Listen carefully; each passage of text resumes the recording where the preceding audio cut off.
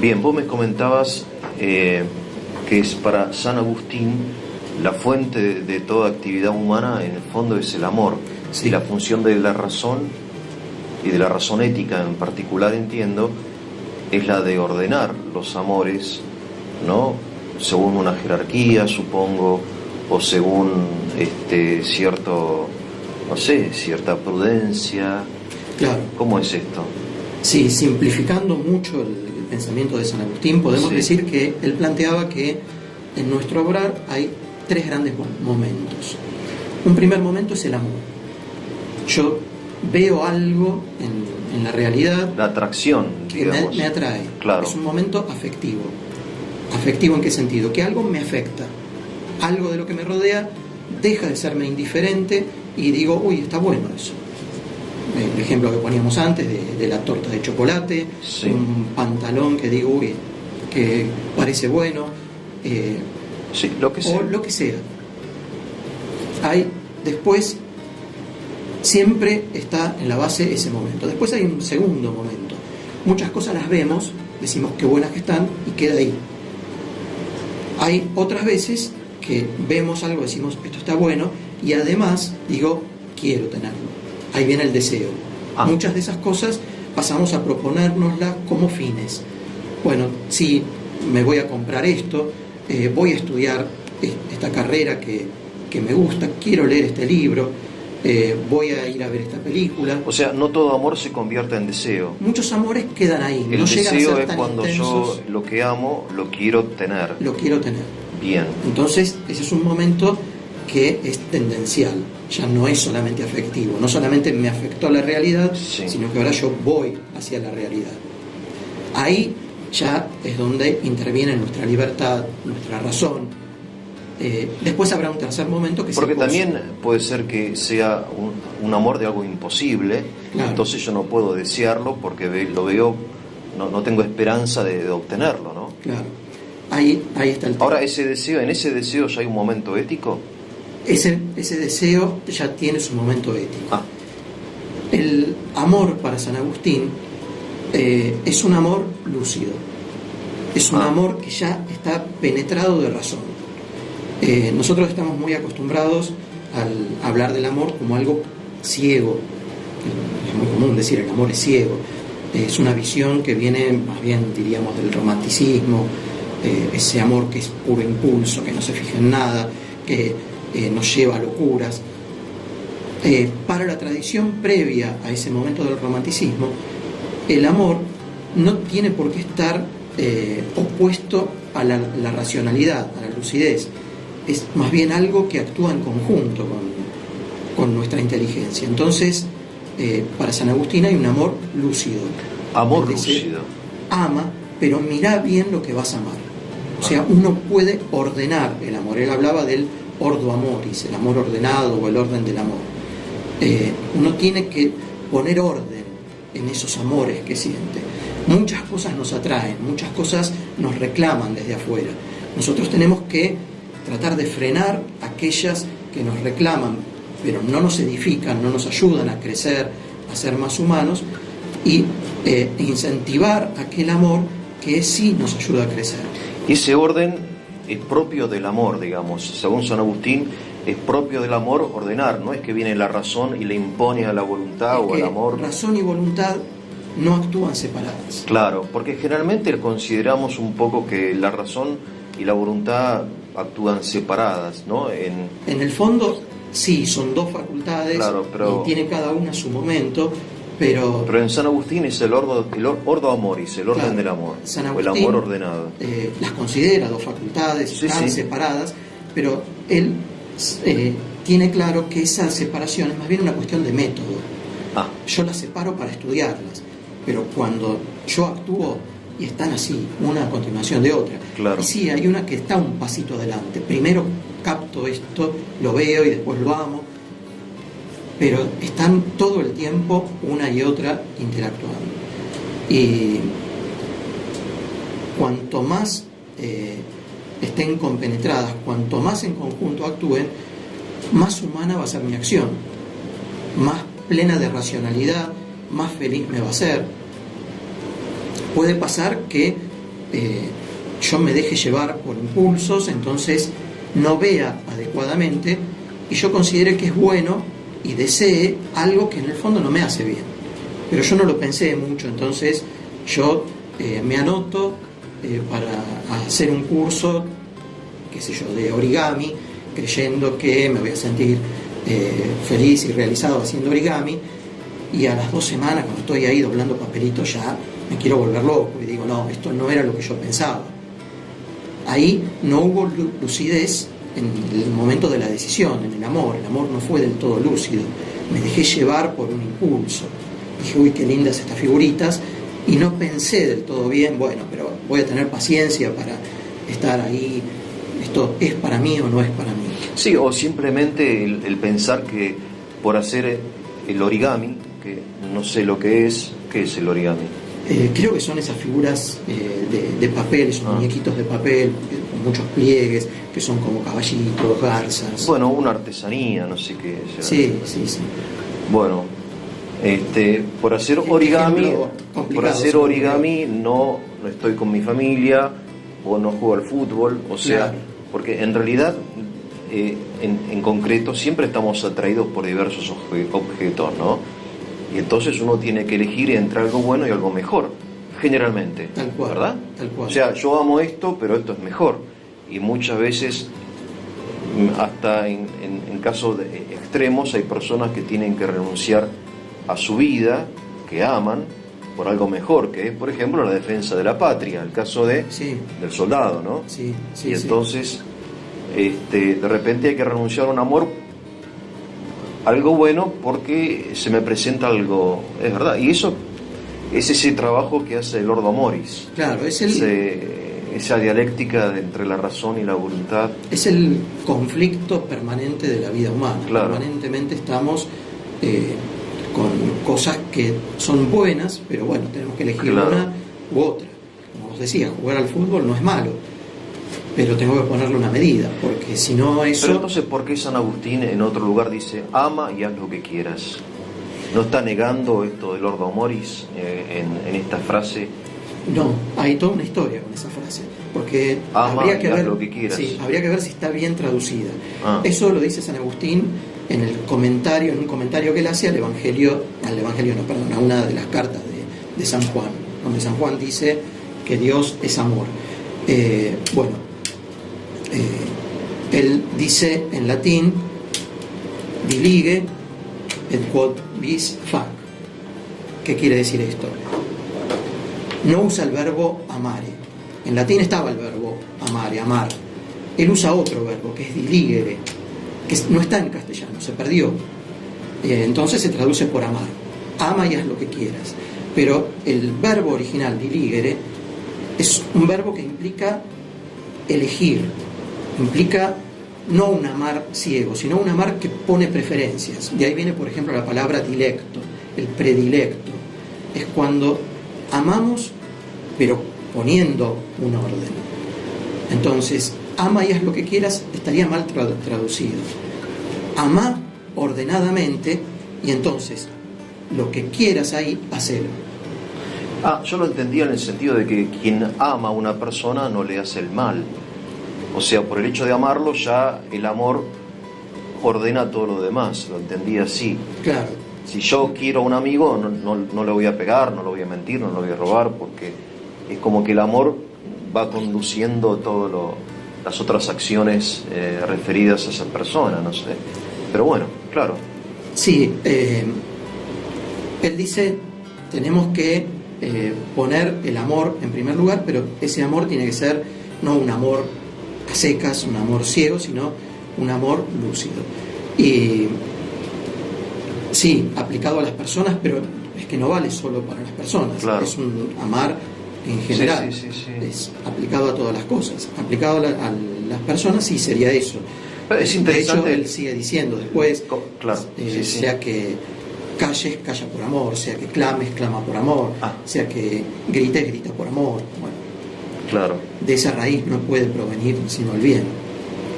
Claro, es interesante quizá para otra oportunidad comparar esta idea ética de San Agustín desde la ética pura, ¿no? Sin la teología, de que el amor es como la raíz de la ética, que después obviamente va ordenada con lo de Kant, que para Kant el amor, donde hay amor no hay ética. Claro. Prácticamente claro, es así.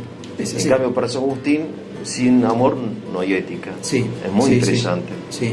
Yo algunas veces pienso que habiendo leyes civiles, código civil, código penal, la Constitución Nacional, las reglamentaciones, que prohíben, permiten, etcétera, ¿para qué hace falta un orden de leyes morales, digamos, ¿no? Cuando ya está todo como desde el punto de vista del... Ya están las leyes. ¿Qué es esto de la ley moral? Sí, hay que ver si ya están, porque primero son leyes, ahí hablamos de ley positiva, lo que vos llamás ley civil, podríamos decir es la ley positiva, son las leyes que establecen los hombres, las autoridades, quien tiene a su cargo una comunidad determinada, pero ahí tendríamos que preguntarnos, bueno, ¿cuál es el criterio para establecer esas leyes? ¿De dónde salen las leyes civiles? Cuando se decide que tal cosa tiene que ser una ley, ¿por qué? Y por otro lado, más allá de estas leyes que están en las naciones, en los estados, la vida humana excede eso. Primero, la vida humana es previa a esta organización política, y nosotros nos desempeñamos en un montón de cosas también que están fuera del alcance de las leyes civiles. El decir la verdad o no a nuestro amigo, el traicionar a una persona, la amistad. O sea que las leyes morales son más amplias que las leyes civiles. Claro. Yo, por ejemplo, estaba pensando, hace poco me contó alguien, una persona, que hay estados que prestan dinero a estados más pobres sabiendo que no van a poder devolverle el dinero. Y, digamos, es un préstamo legal, obviamente, y hasta consentido para ambas partes, pero que es un acto inmoral, aunque legal, ¿no? Es decir, puede ser que haya algo que sea malo desde el punto de vista de lo moral o de lo ético, pero permitido desde lo legal, ¿no? ¿Es así? Sí, tal cual. Las leyes morales tienen la característica de ser universales, válidas para todos, sí, y para cualquier época, para cualquier momento, para cualquier cultura. Es algo que no varía. Al menos esa es la postura que tratan de sostener la mayor parte de los filósofos. Tenemos obviamente del otro lado el relativismo, que justificaría el aborto, justificaría cualquier cosa. El relativismo del que hablábamos unos videos atrás dice no hay en realidad una ley moral. Lo que en cada momento convenga se hace y punto. Lo que al que tiene el poder le conviene lo puede hacer, porque no hay algo que está por encima. La ley moral es previa a la ley positiva. Es una ley que acompaña a la naturaleza humana, que nos acompaña a todos y que rige para todos. ¿En qué se apoya esa ley moral? ¿Cómo podemos establecerla? ¿Cómo podemos saber cuál es? Esa es la gran preocupación de los filósofos. Ahí es donde se desvió Kant cuando dijo, bueno, la voy a apoyar acá, en el puro carácter legislador del yo, dijo él. No importa, no nos metemos ahora en eso. Y chau, ahí se quedó con la razón, separada de los afectos, separada de todo. Otros dicen en valores. ¿Qué son los valores? Bueno, algo que existe aparte de todo, que no tiene nada que ver con nada. Otros hablan de la voluntad divina, por ejemplo. Desde la filosofía tenés a Duns Scoto, un pensador medieval, que dice las leyes morales son las que Dios quiso que fueran. Si a Dios se le hubiera ocurrido exactamente lo contrario de lo que nos mandó a hacer, y hubiera estado bien, porque a Dios se le ocurrió. O sea, una voluntad arbitraria de Dios. O sea, Dios, por ejemplo, nos dice no matar, pero si hubiera dicho matar, hubiera estado bien. Hubiera estado bien porque es la voluntad de Dios. Porque es la voluntad de Dios. Ahí ahora me meto en algo que tampoco es mi campo, sí. Pero el Islam está cerca de eso, de afirmar la voluntad de Dios por encima de todo. Una visión creacionista realista, filósofos creacionistas dicen, no es así. Dios es voluntad, pero es razón también. Sí. Dios crea racionalmente, Dios crea pensando en lo que crea. Sí. Entonces todo tiene un sentido, todo tiene un porqué. Y de ahí nace lo que podríamos llamar nosotros el realismo ético.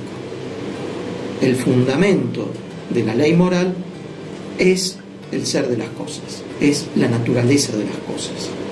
Lo que cada cosa es lo que en el fondo determina cómo tenemos que obrar. Yo tengo que actuar de manera tal que respete de la mejor manera posible lo que cada cosa es. Eso en mi trato con los demás. Y en lo que respecta a mí, tengo que obrar de forma tal que yo respete mi propia naturaleza, que yo no vaya en contra de mi naturaleza, que cuando yo obre esté poniendo ordenadamente cada parte de mi ser. Entonces tenemos como diversas escuelas, si se quiere, o corrientes que intentan fundamentar la ética de diversa forma, ¿no? Decías Kant, a partir del yo como el legislador. Algún día algún día hablaremos de eso. Supongo que será complicado. Después el Duns Scoto, la voluntad divina separada de la sabiduría. Claro. Después supongo que en el positivismo será la voluntad de la mayoría, ¿no? El contrato social, o lo que convenga aquí y ahora. El situacionismo, creo, también hay una corriente, ¿no? Dice que hay que ver la situación concreta y elegir, pero sin recurrir a ningún tipo de norma universal, digamos, ¿no?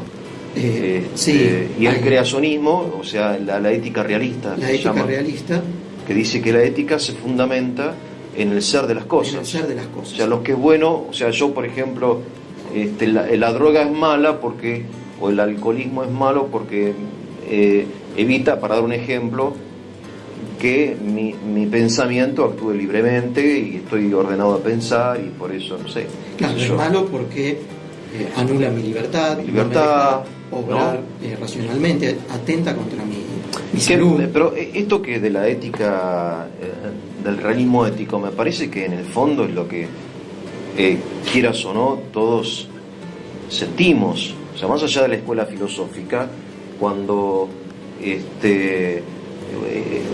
hijo de un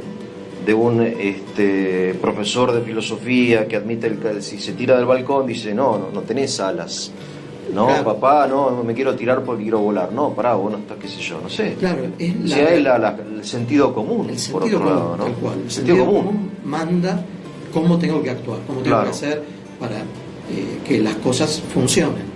Digo, por un lado parece complicado, por otro lado no es tan complicado. No.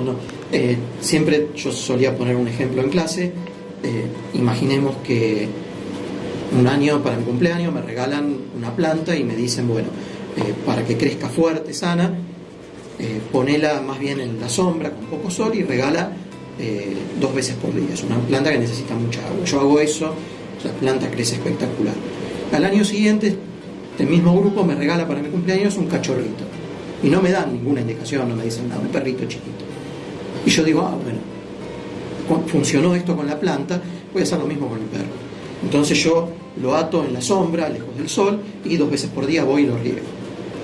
En 15 días me quedé sin cachorrito, se murió o de hambre o de pulmonía, pero no puedo tratar al cachorro de la misma manera que traté a la planta. Cada cosa tiene una naturaleza, y si yo quiero que crezca, que se desarrolle, tengo que mirar esa naturaleza, ver y actuar de forma tal que se desarrolle, que crezca.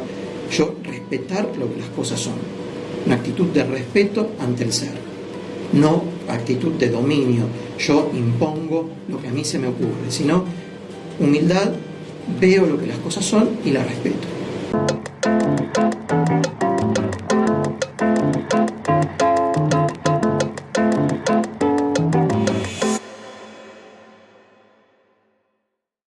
Entonces yo pienso, ¿no?, que por un lado uno puede conocer el bien, pero conocerlo y hacerlo es totalmente distinto.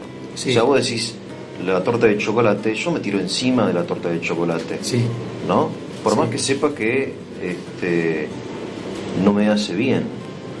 Siempre, aparte del dilema teórico que tenemos entre lo conveniente y lo bueno, hay un dilema, me parece, más profundo, es entre diversos deseos de nuestra naturaleza.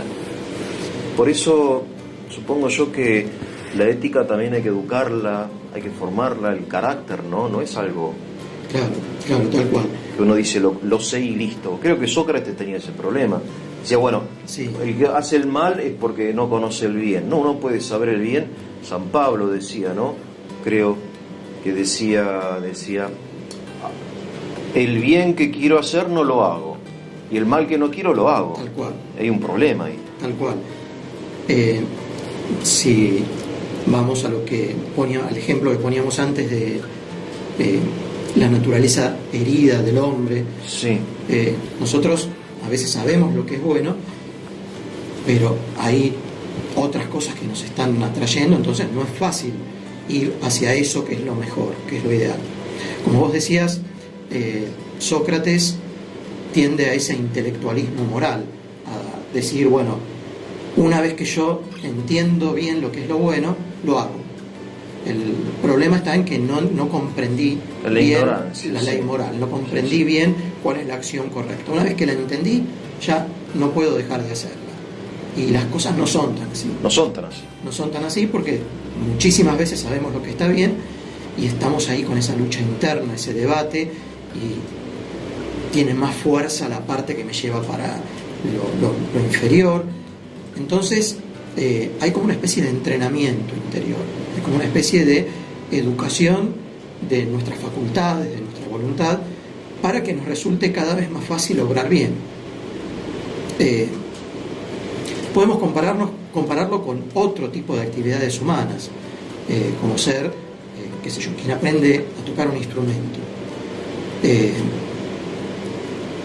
Para tocar bien un instrumento, y hay que pasar por todo un proceso de aprendizaje, donde al principio cuesta, al principio no es nada fácil. Habrá gente que tiene más facilidad, que agarra una guitarra y bueno, así ya mirando cómo tocan los demás, te sacan un tema, y hay gente que agarra la guitarra y necesita horas y horas y horas de esfuerzo, de práctica para poder hacer que salga el feliz cumpleaños, al menos. Yo soy de esos, que soy de madera con eso.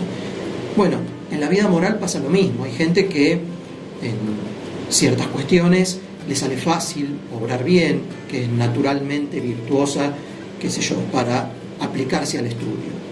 Tengo que estudiar y no me cuesta.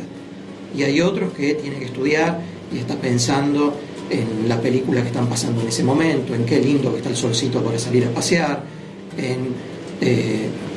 llamó por teléfono a mis amigos algún rato, y le cuesta un triunfo. Entonces ahí aparecen esto que nosotros llamamos los hábitos, que ya Aristóteles hablaba de esto, es generar en nosotros disposiciones estables. Un hábito es eso, es una disposición estable, algo que nos ayuda a obrar en determinado sentido.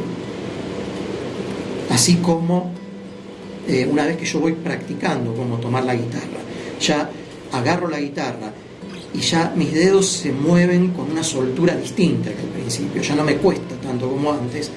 Bueno, si yo voy entrenando mi voluntad para ponerme a estudiar, bueno, a medida que yo vaya haciendo eso me va a costar cada vez menos ponerme a estudiar, aunque sepa que mis amigos se juntaron, salieron y están charlando, pasándola bien, y yo tengo que estar acá clavado estudiando.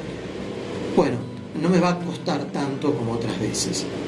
Hasta que finalmente eso ya hace que la acción casi no cueste, y entonces estamos hablando de una virtud. Cuando un hábito bueno se transforma en algo ya casi estable, que hace que la acción buena surja con naturalidad, hablamos de una virtud. O sea, una virtud es como esta disposición permanente a hacer algo bueno en este caso, claro, porque claro, hay hábitos de carácter artístico, por ejemplo, tocar una, sí, que no es una virtud. No es una virtud. Porque no pertenece al mundo de la moral, sino al mundo de la técnica, digamos, de la técnica, del arte, ¿no? O la estudiosidad, o ir al gimnasio, sí, qué sé yo, son hábitos. Aristóteles hablaba de virtudes intelectuales. La ciencia es una virtud intelectual. La ciencia también es una virtud intelectual. Claro, porque es un hábito, es algo que se posee y que nos ayuda a conocer todo a partir de eso que ya sabemos. Pero bueno, es otro tema. Claro, sí. Pero las virtudes estas morales son las que perfeccionan las potencias, supongo, las facultades, ¿no? Claro, que son ejemplo, la inteligencia, la voluntad, la prudencia, la fortaleza, esas cosas, ¿no? La templanza. Son las virtudes. Claro. Y que uno las adquiere cuando de chico, supongo, desde la cuna.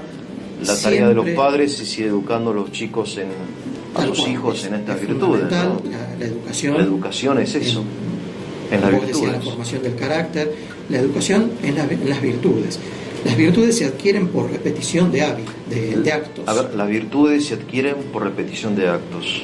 Entonces, en la medida en que yo una y otra vez vaya haciendo algún acto bueno, sí, eso se va haciendo como más natural en mí, hasta bien, que ya no me cuesta tanto. Ahora, pero vos decías que hay disposiciones naturales, o sea, y de hecho yo conozco gente, por ejemplo, que naturalmente es alegre o naturalmente sí, generosa o empática. Hay gente que naturalmente es irascible o tiene mal carácter, entonces le cuesta más a algunas personas, sí, que otras. Sí. O sea, ahí las diferencias individuales son claro, constantes y son evidentes. Claro, sí. Qué sé yo, la virtud de la templanza incluye, por ejemplo, la moderación en la comida, poder controlarse, claro, en la alimentación, por una cuestión de salud, por una cuestión de rendir bien. Si yo estoy trabajando y corto para almorzar y me como 3 platos de ravioles, no puedo seguir trabajando bien. Claro. Entonces tengo que poder moderarme. Y hay gente que lo hace con facilidad, a la que no le cuesta, come poquito al mediodía, sigue trabajando, y hay otro al que le cuesta un montón. Esas son cuestiones que varían según la persona.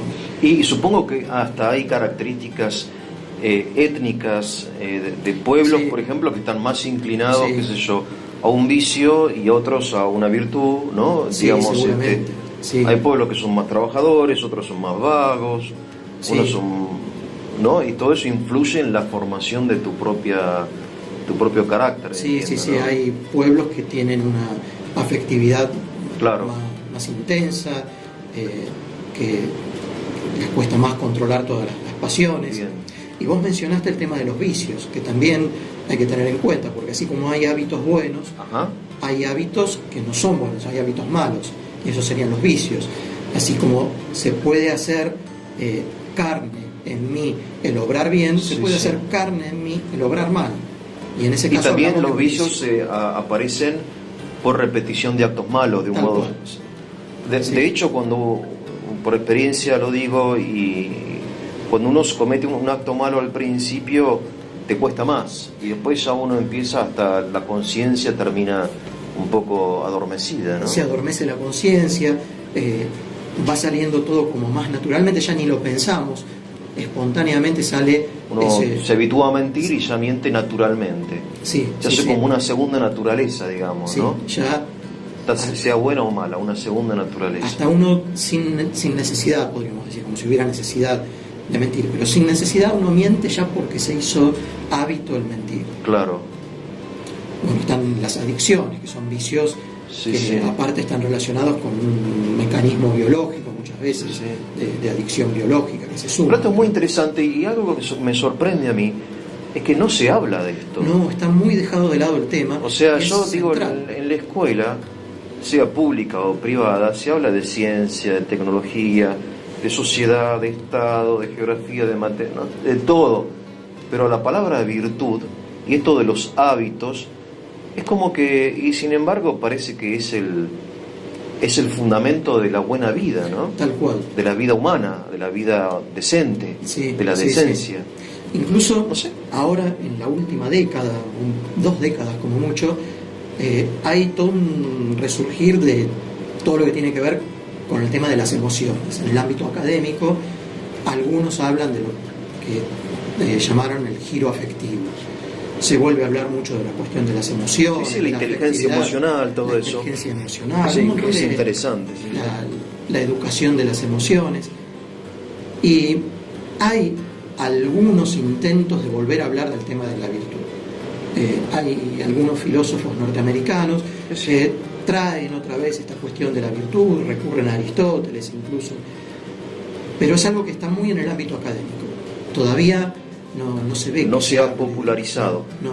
Cuando para mí es fundamental, no sé, me parece a mí que es. Sí, tal cual.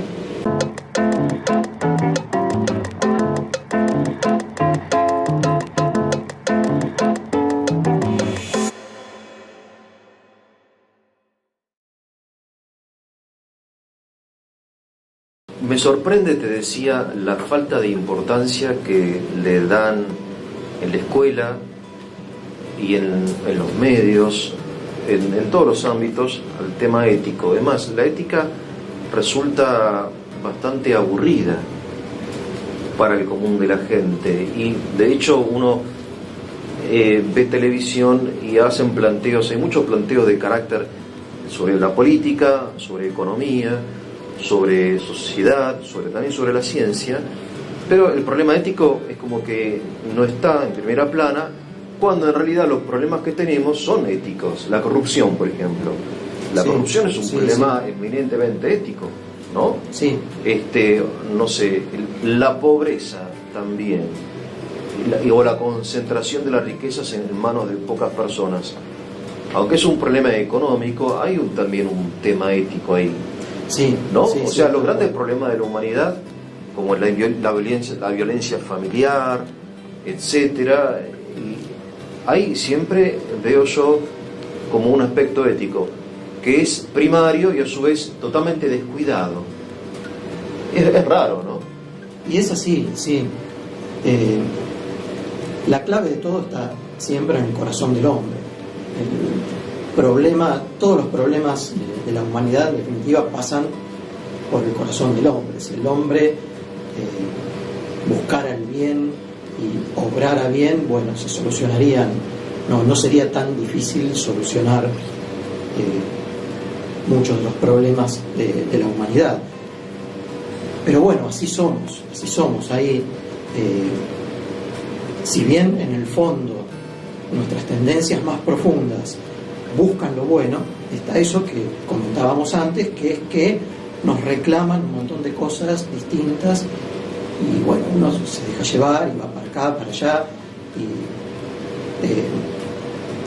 uno sabe que no hay que aceptar coimas, que esto y lo otro, pero hay gente con buenas intenciones, que vos ponías el ejemplo de la corrupción, que dice, bueno, sí, está bien, yo quiero participar en política, y si no me meto con esas cosas no llego.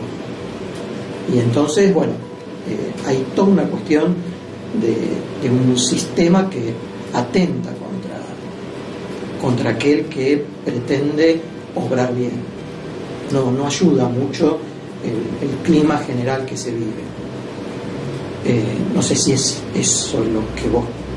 No, sí, obviamente que no ayuda, pero yo insistía en que no ayudando el clima general debería insistirse en el campo de la educación y de los medios de comunicación, que también son medios de educación, en los temas éticos, en el aspecto ético de los grandes problemas de la Argentina.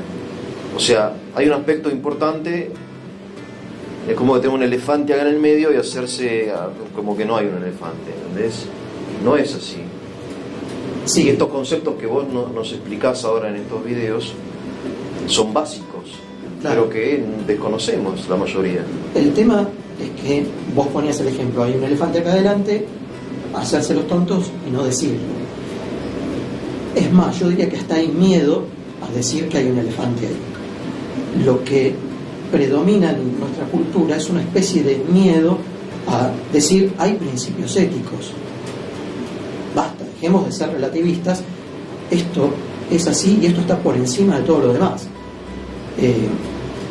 Sí, yo también lo que veo, disculpame, te interrumpo, sí, es un pesimismo ético, en el sentido de que hemos dejado de creer en la capacidad del hombre de hacer el bien, y entonces buscamos de reemplazar la ética por las legislaciones positivas o por los castigos o algún tipo de control de cámaras de televisión por todos lados. Y no sé, me da la impresión, yo por ejemplo viví muchos años en Rusia, en la Unión Soviética, y veía un profundo pesimismo ético, a pesar del aparente optimismo de la sociedad soviética, que era el hombre nuevo, ¿no?, soviético.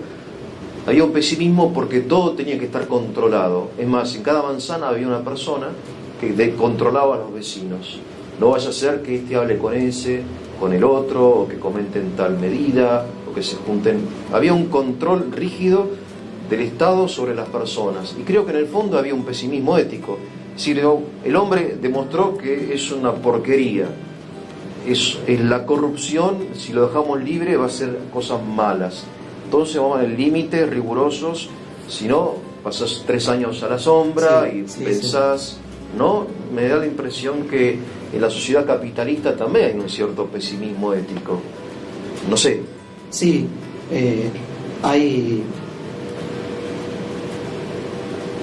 También es una sociedad que controla, con otros mecanismos, pero es una sociedad que controla, que no deja espacios para iniciativas, libertades. Yo insisto en que el aparente optimismo de nuestra sociedad oculta un pesimismo ético que quizá tenga raíces filosóficas que vos has mencionado, quizá Kant, quizá, no sé, Lutero. Mismo en la sociedad comunista hay un profundo pesimismo ético, por eso se intenta controlar a las personas.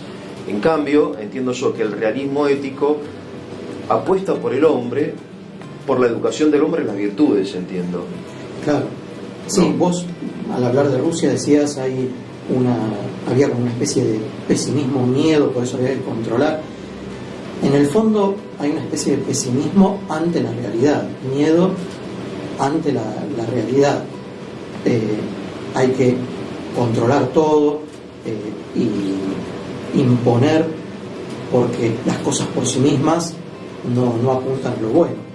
El realismo, al contrario, tiene esta visión optimista. Las fuerzas profundas del hombre, las fuerzas profundas de la realidad son buenas. La verdadera moral no es una moral represora.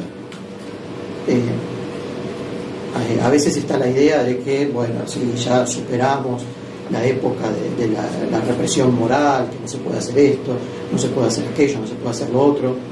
Bueno, pero eso es presentar mal la moral, presentar mal la ética. La ética, si en algún momento dice, bueno, esto no, aquello no, no es por la pura negación, es porque quiere favorecer algo. Siempre que se dice esto no, es para permitir que algo se desarrolle, que algo crezca. Esto no porque atenta contra esto que vos tenés que desarrollar porque es algo tuyo y es algo bueno. Así que... Sí, es interesante. O sea que la ética no son leyes que van reprimiendo tus buenos deseos, tu gana de divertirte o de pasarla bien. Claro. ¿No? Claro. Esto de prohibir y prohibir y prohibir, ¿no? Es un poco como una idea muy negativa de la ética. Eso es quedarse con la parte más superficial, digamos, de la ética. Claro. Si en algún momento desde la ética se plantean cosas así, y bueno, es porque detrás de eso hay una reflexión previa que dice, bueno, el ser humano llega a la plenitud con esto, con aquello y con lo otro, entonces bueno, no es bueno dejarse llevar por el descontrol en la bebida, el descontrol en esto, en las comidas, sino que disfrutar de eso con moderación, con medida, ayuda a que seas más plenamente vos, ayuda a que no pierdas el control sobre tus acciones y no termines lastimando a gente cercana, a gente a la que querés. Sí, lo que pasa, claro, siempre aparece el tema del sentido de la vida en el fondo y de la felicidad, porque, por ejemplo, ¿no? Si para vos lo más sagrado es el dinero, entonces todas las cosas las vas a ir ordenando a la consecución de ese fin. Entonces lo ético va a ser lo que te ayude a alcanzar mayor riqueza, aunque sea inmoral, ¿no? Entonces claro, siempre está como el tema de la ética o de las virtudes como medios para alcanzar el desarrollo de la propia naturaleza, es así, entiendo, ¿no? Sí, sí. Por eso no es represora la ética. Claro, incluso hasta podríamos hablar de una especie de sanción natural. Es decir, vos no cumplís alguna de las leyes de la naturaleza y la naturaleza te pasa factura de alguna manera. Esto pasa en el ámbito físico, en el ámbito biológico, qué sé yo, hasta la ley de gravedad. Si yo la ignoro, y bueno, la ley de gravedad me va a pasar factura. Yo quiero salir caminando por la ventana de un segundo piso y no caerme. No, está la ley de la gravedad y no cumplirla me va a traer un problema grave y probablemente la muerte. Poníamos en algún video anterior el ejemplo del perro al que yo no puedo regar. Y si lo hago, llega una sanción, entre comillas, de la naturaleza. Se me muere el perro. Bueno, y en el ámbito moral pasa lo mismo. Tarde o temprano estas cosas pasan facturas. Entonces, si una persona vive para el dinero, vive apuntando únicamente a conseguir más riqueza, a aumentar sus dominios, y deja de lado lo afectivo, deja de lado la familia. Se queda solo o le agarra un infarto en algún o lo momento que sea. Eso pasa factura. Sí, tal cual. Comentan los psicólogos las graves depresiones en que suelen caer los empresarios, claro, los políticos que tienen muchas riquezas, mucho poder, claro, pero les está faltando una pata importante en la vida. Ese refrán que siempre decíamos antes, ¿no? Que la naturaleza no perdona. No perdona. O sea, que Dios perdona siempre, el hombre algunas veces y la naturaleza nunca. O sea, cuando uno va en contra de su propia naturaleza, termina provocándose a sí mismo un mal. Creo que es en Jurassic Park que uno de los protagonistas en un momento de la película dice: la naturaleza siempre se abre paso. Porque ahí en la película habían hecho todos dinosaurios hembra para que no se reprodujeran. Sí. Entonces creían que estaba todo controlado. Y este científico dice: yo no confiaría, porque la naturaleza de una u otra manera siempre se abre paso. Y tal cual, no saben cómo, aparecieron machos y chao, se desbandó todo y ahí viene toda la trama de la película. Bueno, la naturaleza siempre se va a abrir paso, siempre me va a pasar factura, no va a perdonar nunca, como vos decías. Si yo tengo que ser un ser humano y no desarrollo todos los aspectos de mi humanidad, eso no es gratis. Hay un filósofo que vos conocés, Kierkegaard, sí, que él habla de 3, creo que se llama estadios: sí, estético, el ético y el religioso, creo, ¿no? Entonces es muy interesante eso, porque parecería que en el hombre hay como un progreso de lo estético, que entiendo que él lo relaciona más con el placer, creo, no sé, sí. No soy un especialista. Y después aparece lo ético. Uno descubre que, aparte de ser un ser orientado al placer, que obviamente en la infancia es muy fuerte, ¿no? Y todo eso los conceptos del bien y del mal, ¿no? Y después parecería que eso también es insuficiente. Eso como que exige un plano superior. Claro. Me pareció muy interesante lo que dice Kierkegaard. ¿Qué podés comentar acerca de eso? Sí, es un proceso que él describe probablemente autobiográficamente, describiendo un poco su propia experiencia personal. Estas cuestiones me parece que son muy dependientes de cada persona, son diferentes en cada uno. Creo que sí, que hay mucho de eso en muchos casos, que hay como una especie de evolución, como vos decías. Primero hay un dejarse llevar por lo que me gusta, por lo que quiero. Lo estético sería eso, estética en el sentido de lo sensible. Entonces el gusto es el criterio. Después nos damos cuenta que hay cosas un poquito más importantes y entonces ahí aparece ya la idea de obligación. Bueno, no, esto me gusta, pero no tengo que hacer. Esto está bien, está mal. Y no solamente porque me va a castigar mi papá, me van a dejar sin postre, no me van a dejar usar el celular, la computadora, sino que está mal hacerlo. Eso ya implica una especie, ahí tomaríamos un término kantiano, una especie de autonomía moral. Ya dejo de depender del criterio de afuera que me dice no hagas esto porque está mal, y ya empiezo yo a tener mi propio criterio. Si querés una edad, eso debería estar pasando normalmente en la adolescencia. No siempre es así, hay gente que nunca llega a eso, nunca pasa de lo estético a lo ético. Claro, sigue toda su vida guiándose por sus caprichos, por sus gustos, y nunca llega a decir, bueno, no, basta, voy a tener en cuenta lo que está bien, lo que hay que hacer. Claro. No, a ver, yo digo que hoy un poco el ideal el paradigma nuestro del éxito, el éxito pertenece a lo estético, en la terminología de Kierkegaard, ¿no? A lo que me gusta, al éxito, a lo placentero, a la fama, a lo agradable, qué sé yo, a lo lindo, ¿no? Y creo que un poco somos muy infantiles. Claro, un poco el mensaje es: hace esto, busca el éxito. Uno de los insultos que se impuso ahora entre los chicos es el loser.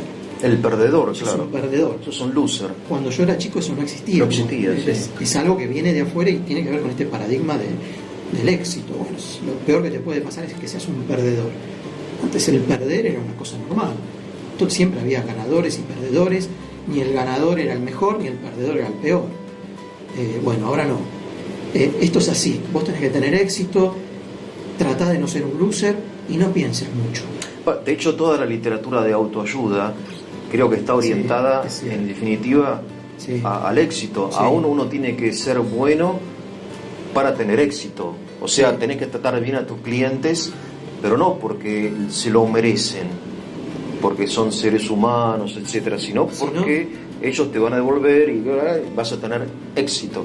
O sea, el éxito parecería que es como el nuevo Dios de esta posmodernidad, y según Kierkegaard, entonces tenemos que pasar de este plano estético al ético, digo yo, ¿no? Sería el primer paso que habría que dar, sí. ¿Cómo damos ese paso? ¿Cómo se da ese paso? Para eso están ustedes, digamos, los filósofos. Sí, según Kierkegaard, si no recuerdo mal, de un estadio al otro se pasa por una situación de angustia, por un momento fuerte. O sea, es una crisis la que te hace tomar conciencia de no, esto así no va más. Mira. Si no recuerdo mal, plantea que siempre el pasaje de un estadio a otro tiene que ver con eso, con un momento de crisis existencial. Y con el conocimiento de algo mejor también, supongo. Con el conocimiento de algo mejor, con despertar la cabeza, hacer que la gente piense, que reflexione un poco.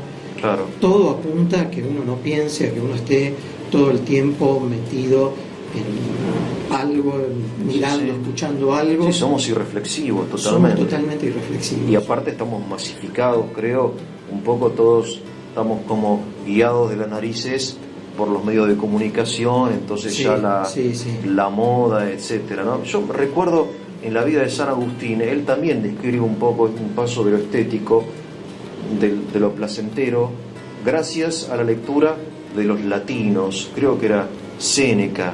Cicerón. Sí, un texto de Cicerón. Espectacular, ¿no? Sí. Porque esto eran de estas corrientes de la filosofía romana, que ahora me olvidé cómo se llamaba, pero bueno, no importa.